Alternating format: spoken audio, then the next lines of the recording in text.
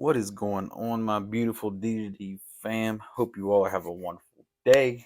It's your boy Drip back with another video, and today do we have a banger? We have a banger of a deck profile, fam. Um, I've been wanting to bring this new list to you guys since the ban list dropped. I just haven't got around to it because I've been doing other things, trying to get the live stream fixed up and get other deck profiles in order, and just basically try to get my deck profiles and videos in order for you guys to get ready to roll out while still trying to keep up with the format and where I think the format is going to shift. Yu-Gi-Oh to me is like freaking weather. It changes like the day, kind of like the market does. I'm always trying to figure out where it's going so I can incorporate it into my deck profiles so I can keep you all in the right direction and push you all in the right direction, because that's all I want is for you all to succeed. If you know that, if you know me, then you know. But today's deck profile is going to be on no other than Virtual World, Lulu Bay. Lulu Bay. Let me zoom in on her a little bit. Gorgeous. Um, I've been a fan of Virtual World for like a while now. I didn't play it in its heyday. If you're new to the channel, I didn't play it in its heyday. Mainly picked it up within the last 6 months or so. But with since doing so though, I fell in love with the deck. I fell in love with the way it plays, the play style, its utility box, how versatile it is, and of course the artwork, which is where it gets a lot of us. The artwork is where it gets a lot of us. But this is not pure. This is the adventure engine, which in my personal opinion is the better option than pure. The adventures allow you to opens up your toolbox to so much more and allows you a lot more interaction along with playing through stuff, and get of course the obvious that gets you an Omni Negate on board before you even have to commit your virtual world stuff. There's so much that goes into this, and how much higher the ceiling is raised with the adventure engine compared to the pure engine. I like pure, don't get me wrong, I just like the adventure engine more. But one thing I will say, and I'm not even trying to toot my own horn when I say this, because if you know me, then you know I'm not like the cockiest person when it comes to my lists. I may come across like it sometimes. I don't mean to be. But this list, I feel like, is the best list that I have made to date with Virtual World. I think I've only made two other lists, one to two other lists. But I really do think this is the best list I've made. It's the most consistent list I've made. Now, it may struggle a little bit more than the others, may, potentially at going second, mainly because there's not as many hand traps in this build as there is in the others. But there is more like what that's what the adventure engine kind of gives you. It kind of helps you push through those boards. And in the current format that we're in more of a mid-range format anyways, so there's not like a umpteenth million negates, and there's actually not that much going around that denies us board presence to an extent. So, and since everything activates in hand, it's all right. And we have a main deck out to Mystic Mine, which helps out too. So Virtual World is actually, in my personal opinion, in a very solid spot, rogue tier category. I think it is in the rogue tier category for the adventure version. I think it can contend against any deck really in the current format. Currently, right now, pre Darkwing Blast slash post Darkwing Blast, but at the time of recording this video, nothing from Darkwing Blast has like done anything yet because the set just dropped 2 days ago. So at the time of recording this video, so if something changes, then something changes. But with that being said, guys, let's go ahead and get in this video. If you don't mind, please hit the like button. If you haven't already, subscribe. If you haven't already as well, bell notifications so you never miss an upload. And check the description for all the ways to support me: Patreon, Discord, PayPal. Everything's down below in the description. I love you guys so much for it. Without further ado, let's get into this list. One thing you'll notice is the front half of the virtual worlds are going to be standard, but since playing the deck, I feel like I've kind of mastered the deck, and I've mastered the utility that the deck brings. So I switched up a couple of my ratios on certain things and added some cards that no one really runs, and I feel like, and on top of not running, they kind of put some disrespect on their name. You'll see in a second, but we got three Lulu, three GG, three Lily, two Nyan Yan, which before my previous list I was only on one, which I'll get to more of this in a second. And the hate, and here comes the hate. One Lulu, one Lao Lao, and one Tutu. Okay, please hear me out before you start raging, going to the comment section and all that. I promise you, there's a logical reasoning in this. Out of all of these virtual world names, my personal opinion, the worst one you ever want to see is Lao Lao. The only time Lao Lao is good in hand if you have two other different names. That's the only time Lao Lao is ever really like relevant.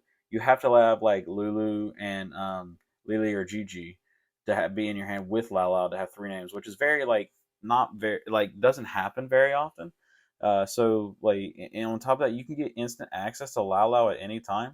And as for Tutu, Tutu, people be sleeping on Tutu, and it's absolutely disgusting. Tutu is legit.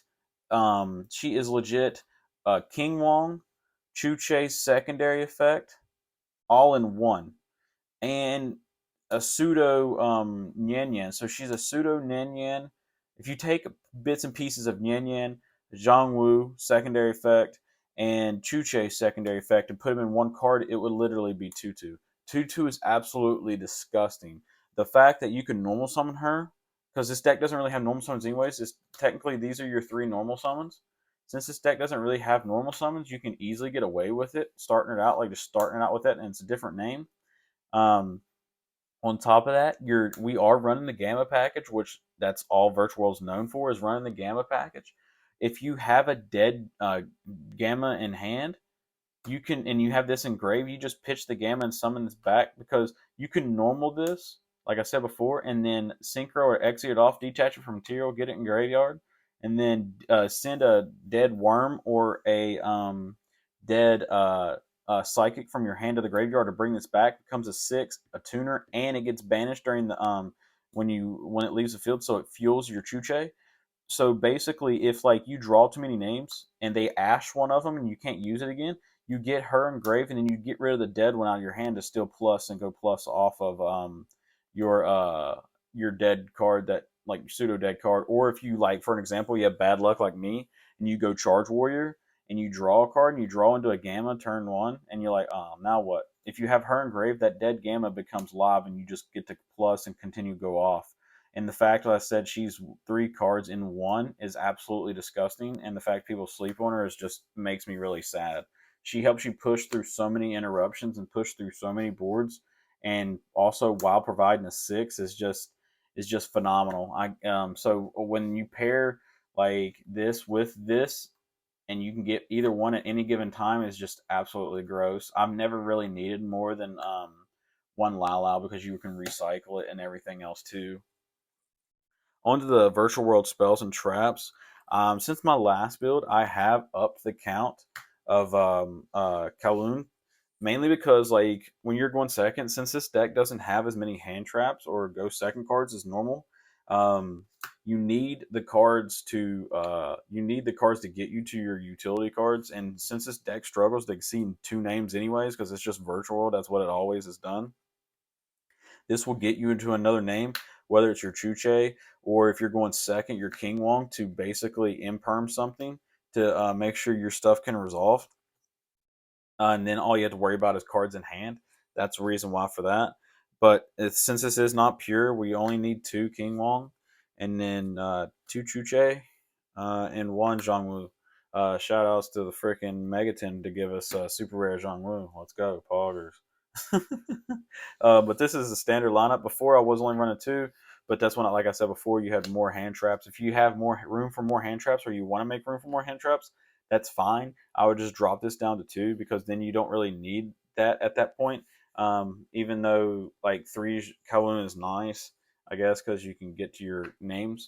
Um, but like I said, this list I've tested this deck numerous and thousands of times, and like for the past like format and a half, I feel like this is the best ratio. Hence why it's kind of been a while since I've updated this list for you guys. But one thing I did say last time, I believe, if updating the list, is I will have the ulti water enchantresses next time I do it. We are running 3 water enchantresses. Before I was running 2 because all you need is one to get in rotation. But since we're running less hand traps and more offensive cards. You kind of want to see this because even though it is part of the combo to where you can dump it off Beatrice, you indirectly sometimes in certain situations would rather dump something else, because if they stop you mid combo, you could go Beatrice and dump part of your virtual world combo instead. On top of this the getting seeing the water enchantress early would provide you an omni negate before you even have to start your virtual world stuff. So you get a omni negate on board, and you won't have to dump this, and you can dump a follow up off of Beatrice instead of having to dump an offensive card, if that makes sense. Because always providing yourself a follow up is will provide the will always keep you in the game, and that's all you need to worry about. Is because this deck loses when it loses hand advantage. Then we got two Rite of Armesier. I was only running one, but like I said before, I'm sorry. Like I said before, you want to get this engine running like early, and on top of that, DD Crow's a card, so the waters can add back the rights. And you if you were to drop a card down at all, yeah, I could say this one potentially.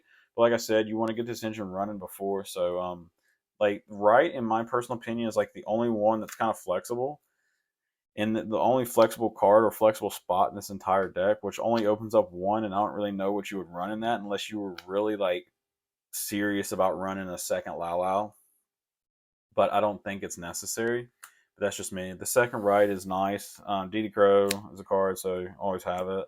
Then the one Griffin, one Fateful, and the one Draco back. I cut the Illegal Knight for this list mainly because I want to make the list as consistent as possible. Since the deck already pseudo bricks enough as it is, I want to see my combo pieces like at whatever it takes. I want to see my combo pieces. And but you side deck the Illegal Knight, I will say. I don't have a side deck made for this because this isn't a tournament deck. If you're part of the channel for a long time, you know that I only provide side decks for decks that I take to tournaments or are tournament decks that I've used to play in a tournament here recently, which I haven't used Virtual World and in person tournament in probably over a month and a half. But I have been testing online, so I like I said, I vouched for this list for the past like format and a half. But you do side the Illegal Knight because they will never see it coming, and then when you know you're on second, it just out. It's a double out for you. So yeah, that's it for the adventure engine. One to the goo. The one GUI card is Spell Canceller. This is what you bring back off of Baron. This is part of the combo.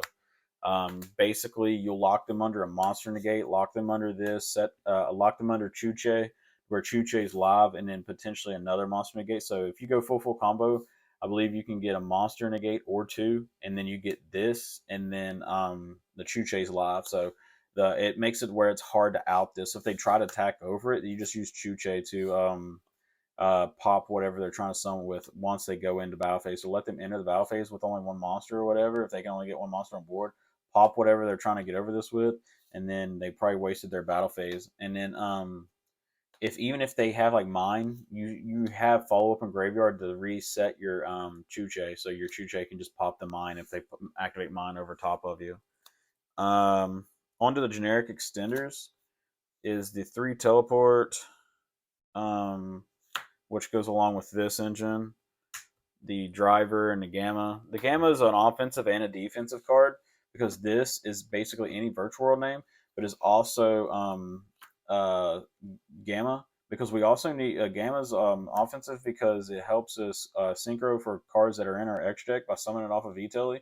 And of course, it's like you activate this and resolve this against like almost anything in this format. If you time it properly, can really goes a lot farther than any other monster hand trap, I think, besides Nibiru this format. Um, and then the last 3 cards in the deck is Destrudo, and then 2 Pot of Desires, because Desires is Desires. Desires, well, I do like the Small World engine. If you see my previous list, I do swear by Small World in this deck. It's very good. Is mainly I decided I like going back and forth on them depending on the format. In this format, I kind of want the extenders. I basically want to be able to take the decks that are not just on board breakers and play through every single one of their hand traps, simplify the game state, break their board, and gain control of the game, which this giving me a +1 can do that pretty easily. But depending on the formats, like I said, it depends on the format. I will probably go back to the small worlds. It's just right now I'm on Desires. Since we are on Desires, that's why we are on 2 Nyan Nyan, because the double Nyan Nyan making sure we don't banish both our Nyan is like key, which hardly ever happens if you run two, because the Nyanya can bring back anything. It can bring back anything of the adventure engine. It can bring back our spell canceler, which we do banish all the freaking time. So when you're in the mix of doing the combo, you just use Nyan to shuffle back the spell canceler and then foolish shit off of not curious. Jesus Christ, I play tier limits too much. Your Beatrice, and then you're still golden. But I like the +1 aspect that it gives me. On to the extra deck. For the XZs, in order from least to greatest, we got Gossip Shadow. People don't really run Gossip Shadow no more, and I really don't understand why. This card protects you from nib and it regains hand advantage. If you time your cards right, if you go full combo, it's going to be kind of hard for them to semi out your board anyways without like an evenly matched or something, unless they just open to straight gas and they don't rely on spells that much. So this giving them a +1 draw doesn't hurt as bad as it normally would, probably against other decks. Then we got Beatrice. She's standard. You need her for the combo. You absolutely need her in this version because she can send your Water Enchantress or your follow up or your during your opponent's draw phase or whatever. You're going to send the spell canceller and then revive it with Baron. Phoenix, Fan. So yeah, Phoenix Fan. Fan is disgusting. Definitely in certain matchups like Striker and stuff like that, just to completely just blow them out. This card completely blows them out. It's really disgusting, which is going to really be very good in the here soon if the format shifts to where it's going to. And then Gaia Charged for the piercing and to make Zeus really big. And then one M7. I put M7 back in here because M7 is really nice at getting stuff out of your opponent's graveyard or adding stuff back to your hand.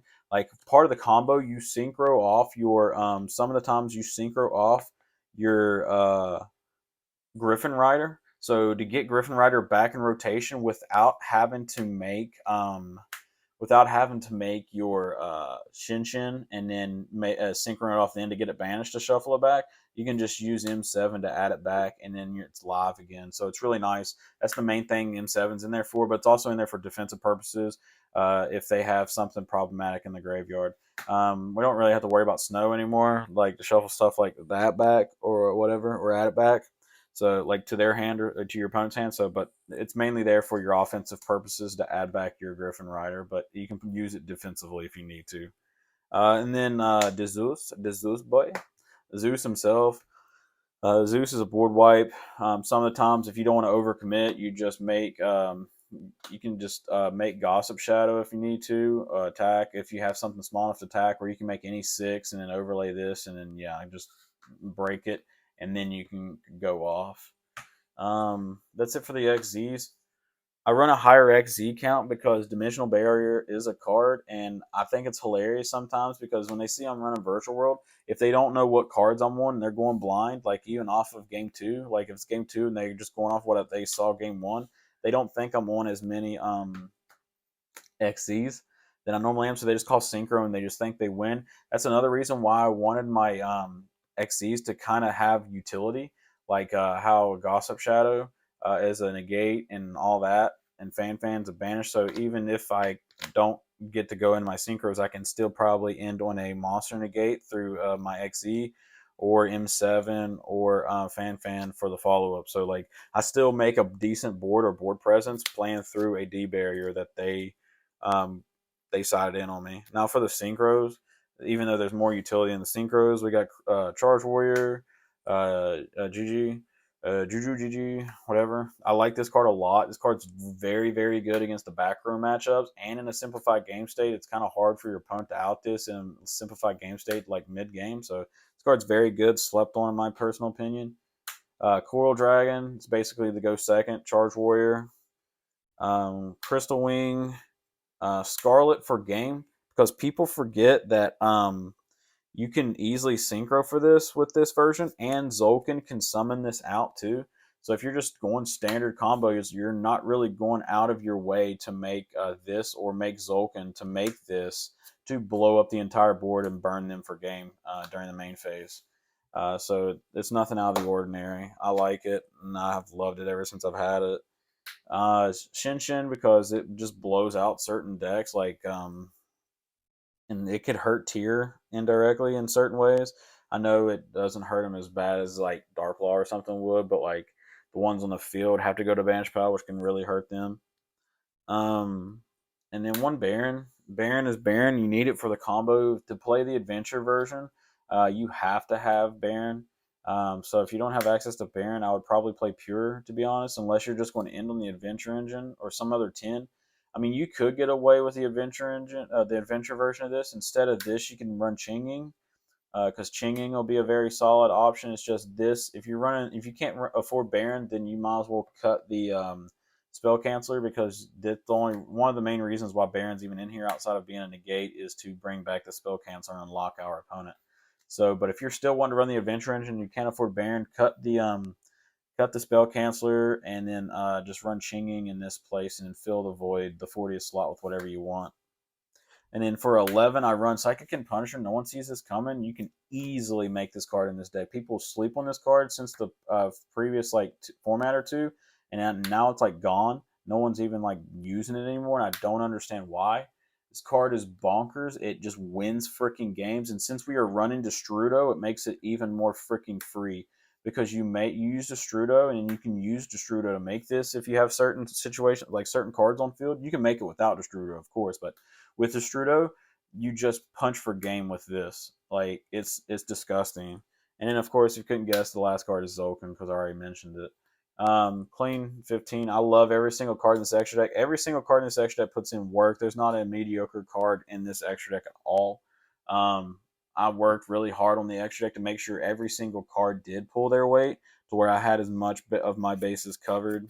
But yeah, that's it for the main deck and extra deck. Sorry, I dropped a card. That's it for the main deck and extra deck. Nothing I would really change, like I said. Definitely for this format and probably upcoming format, this is what I want. Of course, if there's any significant differences, I'll get you an updated list, kind of like I did with this one. But yeah, I really think you should give this a try if you want a budget option. Obviously, I know Baron is not budget, but outside of Baron, the rest of the deck is fairly budget. The Enchantress engine, like the Adventure engine, is a lot cheaper now compared to before. Yes, I know Rite of Armesiers are a little more expensive, still expensive, but I'm sure if you have some friends and stuff down at the shop or at your local shop or something you could trade with, try to get hold of it, because nobody's going to be really holding on to Adventure engine anymore.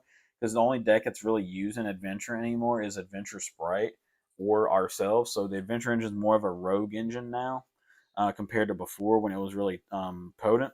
But yeah, I really do recommend try this out in person. Try it out online. I promise you, you'll love it. I worked my tail end off on this, so I hope you enjoy it.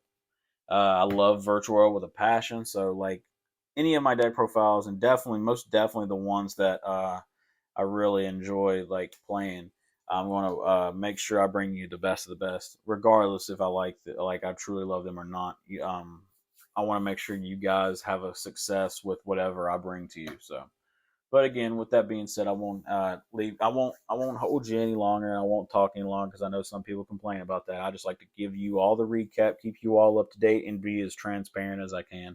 But with that being said, guys, I love you guys so much. Thank you so much for watching this video and hanging out here with me while we talk a little virtual world talk.